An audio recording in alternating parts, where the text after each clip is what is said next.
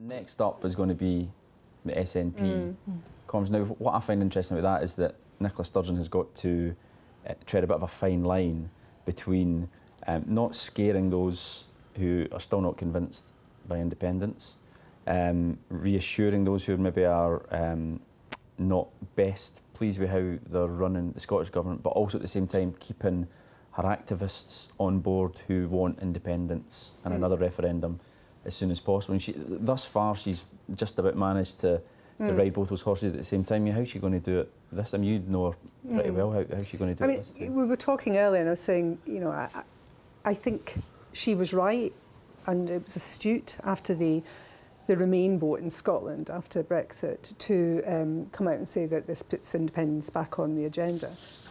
And she was undoubtedly wrong-footed by a snap election that none of us could have predicted.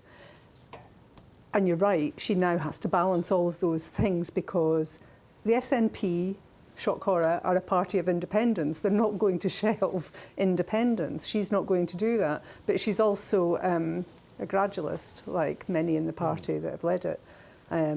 I think she manages to get that argument over to the activists, because the bottom line is, unless the SNP are the party of government, there will not be an independence referendum.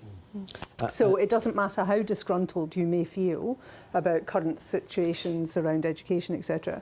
If you want independence, you need them in government. And it's interesting that the party that's growing in Scotland is the Conservative Party.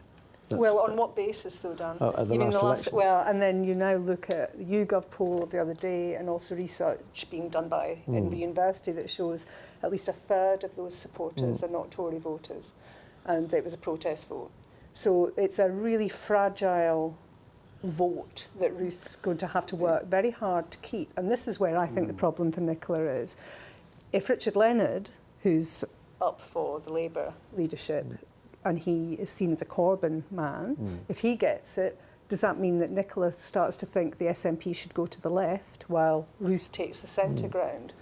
You know, and I think Nicola would be wrong to go to the left.